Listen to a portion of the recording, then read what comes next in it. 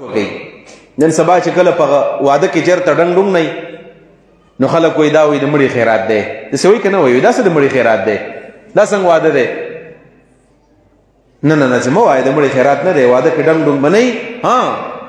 زمونږ دا دین ګوره داسې دین هم نه دی چې بلکل جامد دی او په دې کې خوشحالي نشته هغه یو کس په دې فیسبوک یو پوسټ ورکړی ویلي مولیانو نه څه خوشحالي نشي مناوهلی چا ویلي چې خوشحالي مه مناوه د الله رسول صلی الله علیه وسلم داسې یو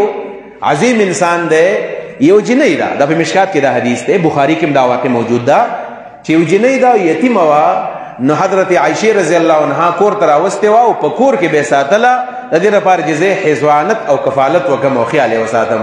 نو هغې جنۍ بیا غټه شوله چا یې تپوس وکړو په انصارو کې واده و حضرت عایشې د هغې د واده انتظام وکړو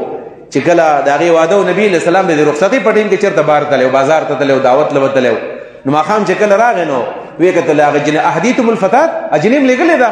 یعنې ډولۍ مولۍ تلې ده ویل آو نبي علیه صلات وسلام څه وایي حدیث ته ښه ځان نه یم نبي علیه صلات وسلام وایي څوک جنکۍ مو څه لېږلې وې چې سندرې مندرې ورته ویلې وې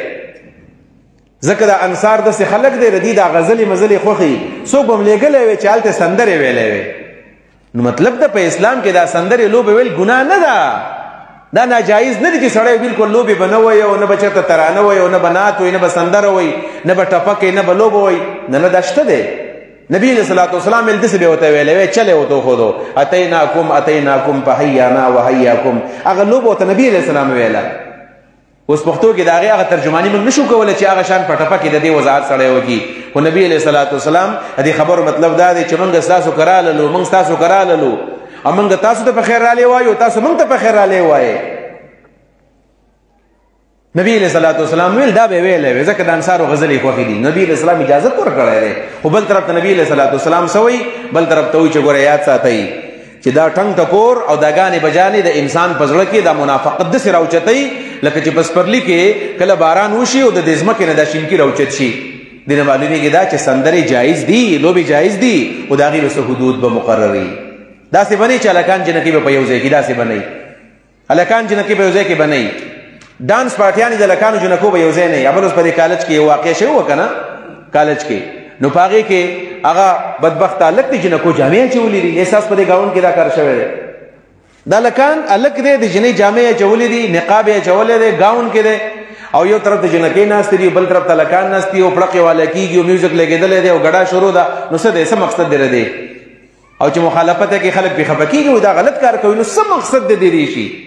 یعنې دې سکولونو او کالجونو دا موږ د خپلې جنکۍ او دا لوریانې خویندې دې لپاره لیږو چې هلته به په کالج کې په جناحال کې به ناستې او یو ځای به پړقې وي هلکان به ورته ګډېږي مخامخ دا خو زموږ تهذیب نه دی که څوک وایي دا تهذیب دی را دي چې موږ د دې وایو دا زموږ نه دی تهذیب نو هلکان جنکۍ به پکې یو ځای ګډېږي نه علما وایي داسې سندرې بنې چې د خلکو جذبات راوچت کړي د علما کرام وایي د سندرو دپاره د لوبو دپاره اسلام کې جایز دی میوزیک جایز دی خو په دې شرط باندې هغه شرط دا دی چې داسې خبرې به نه کړي چې په هغې د خلکو جنسي جذبات راوچت کړي داسې اسلام خوش مزاجه نه دی جنسي جذبات به نه راوچتېږي داسې خبرې به نه کوي چې د خلکو ګناه ته زړه وشي حدیث دی نبي علیه صلات وسلام یو سفر باندې روان دی اسلام نه ځان خبر کوي سفر باندې روان دی او په دې دوران کې یو ملګری دی نو په دې لارو کې ستاسو خیر دوران چې کله ځي نو دیم دا سندرې مندرې لګولې دی نه بغیر یې موږ له وایو خوب راله بیا راځي نو که داسې سندرې او داسې لوبې چې په هغې کې داسې خطرناک څه نه او ټنګ ټومبکې نه اورېدی شي ټپې اورېدی شي خو نبي علیه صلات وسلام انجشه رضی الله عنه ته وایي چې ته څه لوبې مې ووایه چې دا خلک په دې سفر کې تنګ نه شي او نبي علیه السلام اجازت ورکړو وایي هغه انجسه شروع وکړله او دا لوبې ویلې چې ویلې نو په دې کې لږ کچې ته کوشو پکې مطلب دا چې داسې څه عشقیه اشعار شروع کړل نبي علیه السلام څه یا انجشه لا تکسر القواریر انجشه ګورې شیشې به نه ماتې څه مطلب بیخي دننه به په دې خبرو کې نه ورځي زنانه را سره دي کمزوري دي دې مثال د شیشو دی اخو بسې مزه بندې کو